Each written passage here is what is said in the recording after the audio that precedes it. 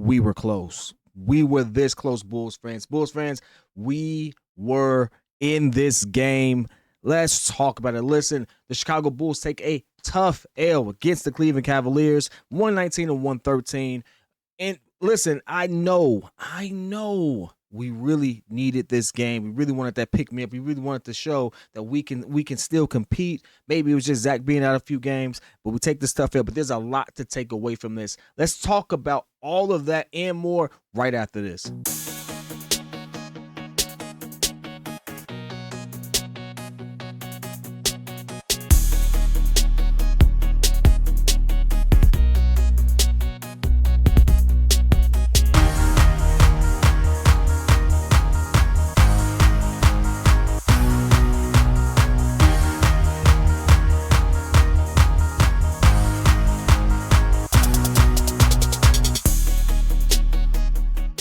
Listen, if you're new to the channel, it's your boy P Kid. This is Chicago Bulls Breeze. And as my man Pat likes to say, listen, if you're new, like the page, share, subscribe, leave the 5-star review. Y'all know what to do. Listen, but at the end of the day, let's get into the video. The Bulls were in this game. I really wanted this game. And I know you all did too. But let's talk about some of the things that ultimately that we did well. I want to do the well. I want to give the hopium first. Let's talk about what we did well, and let's talk about the things we need to clean up as we move forward, because this was a very telling game. For me, I walked away from this game thinking, hey, we got something here. It may not have translated into the win column just yet, but we do have something here. Let's talk about it. Listen, the Chicago Bulls lose 119-113, and if you really look at it, if I told you that we shot better from the free throw line, if we shot better from three, and we shot better from the field, and we still won the rebounding battle, which typically we don't do. Typically against the Cavaliers and teams like this, we don't win the rebounding battle. We won those battles today. What would you say? You would automatically assume that the Bulls won this game. How do you dominate all those different areas and not win the game? But we did not dominate this one particular area, and it kind of really showed its head toward the end of the fourth. Very, very costly for us, the turnover battle. In fact, well, if you want to say led, we had more. We definitely had more than they did. But the 21 turnovers killed us. And off those turnovers, they were able to, that translated to 35 points for the Cleveland Cavaliers. That one stat ultimately is what did it for us. If you really look at it, you eliminate. I'm not even saying that you have to win the battle. I'm not even saying you have to have less turnovers in them. But if you had just cut this down by a few, this game is ours. If you had just not had those moments toward the end of the game, this game is ours, or we're in this game. We're still competing. This may be an overtime situation. There could be a lot of different things that exist here that ultimately did not translate. And that is why we're having this conversation. That's why we're talking about what we're talking about right now, because we did that. Here's another thing I want to actually speak on real quick when it comes to the different battles that we had. Typically, and beforehand, last season rather, there would be situations in which we didn't lead the assist battle. We were dead even on the assist battle.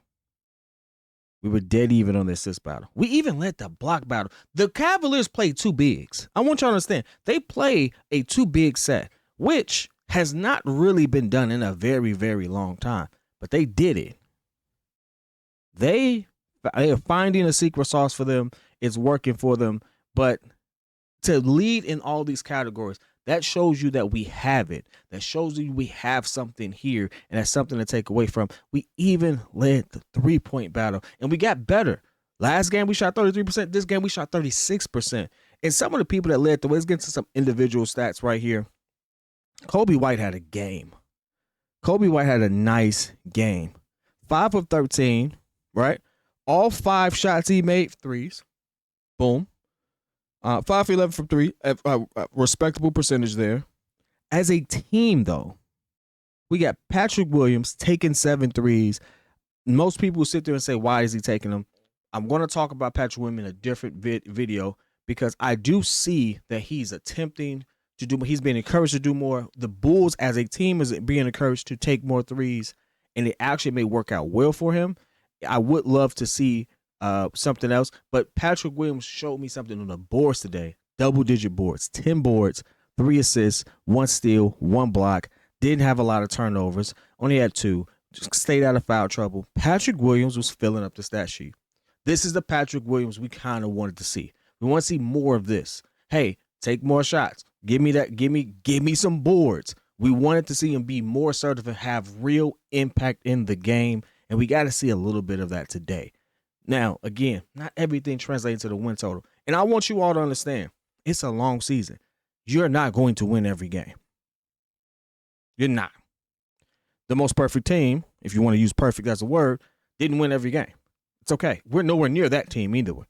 Yeah, that team wore a Bulls jersey. We're nowhere near that team. I guess you could say Golden State. But, like, that team didn't win the championship. So, anyway, like, realistically, you're not going to win every game. But you can learn from every game. And what we're seeing is confidence being built. Vooch was getting busy. Now, Vooch, again, was in a situation where they played inside-out ball, which I love. The Bulls are now making that a focal point, getting the ball to Vooch in the paint, seeing what he can do. If the mismatch's not there, kicking out, rotating around, taking more threes. They're playing a different style of basketball than we've seen them actually put on the floor over the last couple seasons, and I'm loving it.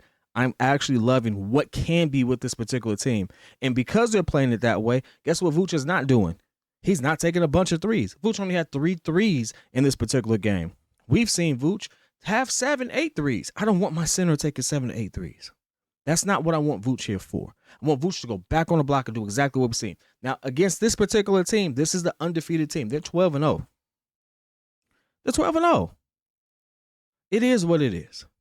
Statistically, they're the best team in basketball right now, and they may be able to compete with the Celtics. But, I mean, they're in that realm right now. That's the type of ball they're playing right now. So kudos to them. They're putting it out there. So Vooch, I say all that to say, but Vooch held his own today.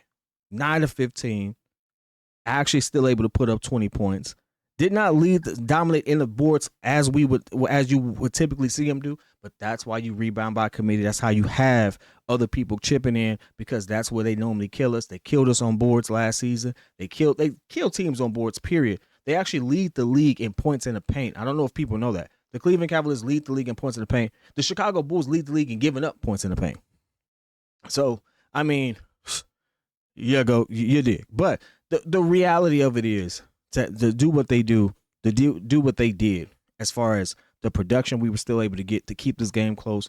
You need to take your hat off to the Bulls. This is something to build off of. Yes, we're 4-11, but it's okay. I mean, 4-7. Excuse me, 4-7, 4-11. Jesus, but it's okay. It's something to build off of. It's a long season, and if we can keep trending in the right direction here, we have something.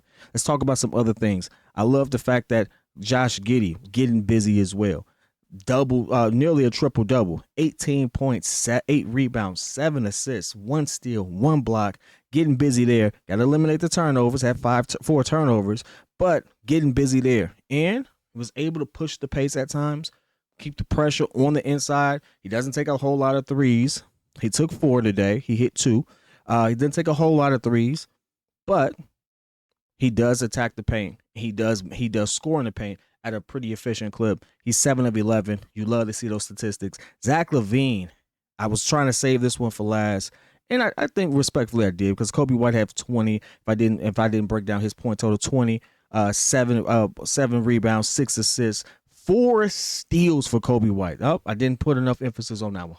4 steals for Kobe White. From a defensive aspect, we were getting busy when it comes to that. He was getting busy when it comes to that.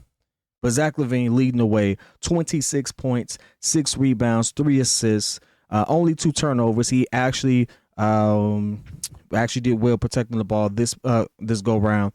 Only 1 free throw, which was interesting. Didn't get to the foul line as much, and we didn't take nearly as many foul shots as the Cleveland Cavaliers. That's a different video, different conversation for another day.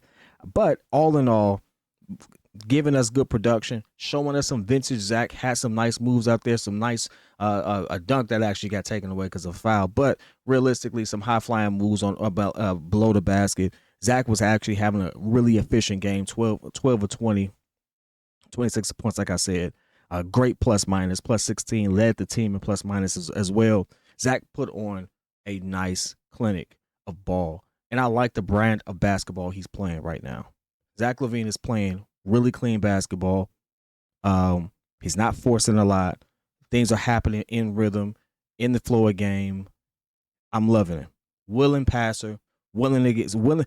Really, the one thing that really stands out to me about Zach today was his presence defensively. If you watch the game, you got a chance to see Zach LaVine was actually hooping defensively. Stacey Keene even mentioned, hey, Zach, you normally don't know Zach as a defender, but when he want to play defense, he can play defense. He was playing defense today. Now, that doesn't mean that he was going to stop everybody. That means he was going to stop everybody. Because obviously, we lost. But he played defense, he showed presence. I love to see it. That's the hopium. That's what we can build upon. And ultimately, this is showing me that we have a team that can commit, can buy in, and can compete. We've had some embarrassing losses this particular season already, and it's been like, oh my God, here we go with this again. But when you have situations like this is an undefeated team. It's very few teams have gone 12-0 to open up a season. In fact, this is, I think, the Cleveland Cavaliers' best start to a season. That's the same Cleveland Cavaliers I had LeBron James, Kevin Love, Kyrie Irving, and all them boys.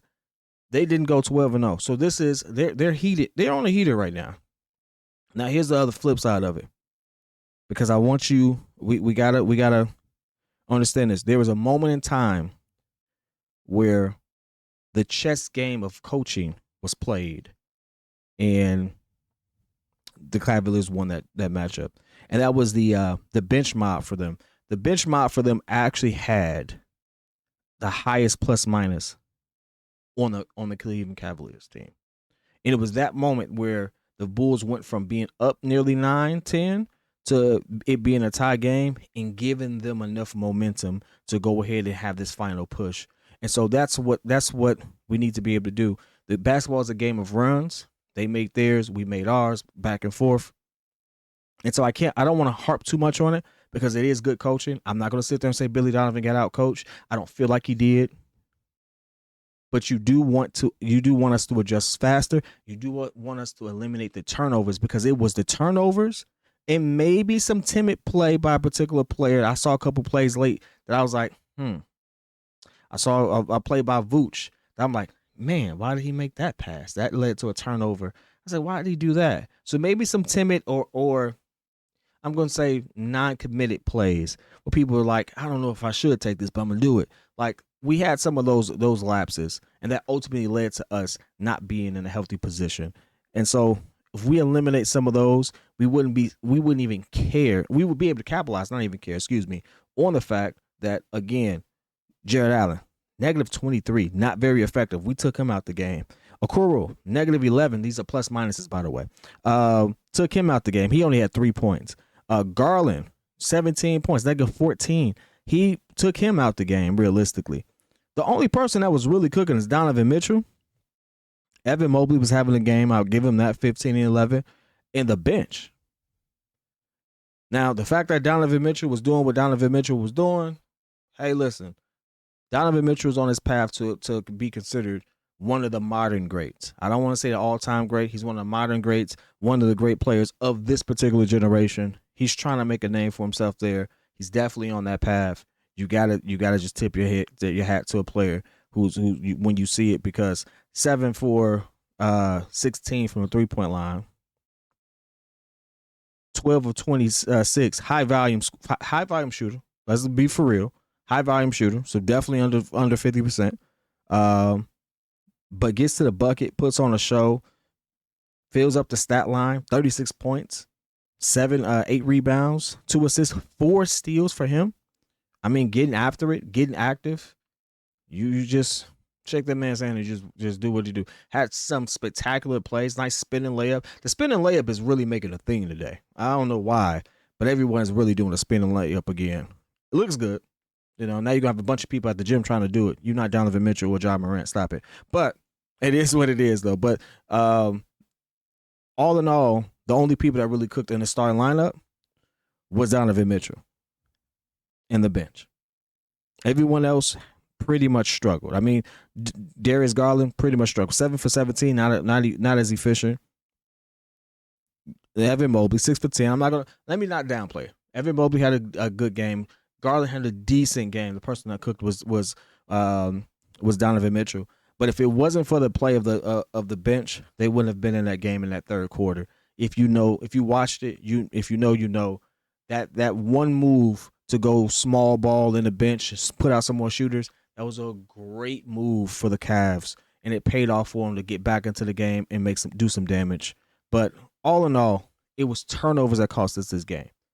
And if we eliminate the turnovers, we not only come out with a big win, but we have the template to actually go out and compete with others, and it's a beautiful thing to see. But hey, Bulls have to take what we can in terms of what we can learn from this. We are seeing more production from people that we typically wouldn't see. Patrick Williams, we're seeing more production, more willing basketball from our unit with Kobe White, Zach LaVine, and Vooch working in tandem together. Josh Giddey is fitting in really nicely. We do have something here, boys.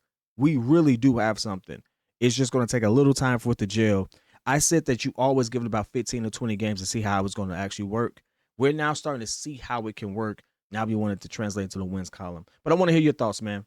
I want to hear whether or not you feel we are building on something, or if this is the same old, same old. It's okay if it is to you, it is to you. We've been down this road. We know what it is. But this is also the opportunity for us to right that ship and do something different. But I want to hear your thoughts. Whether it's love or it's hate, put it in the chat. I'll be in there with you. Till next time. Peace.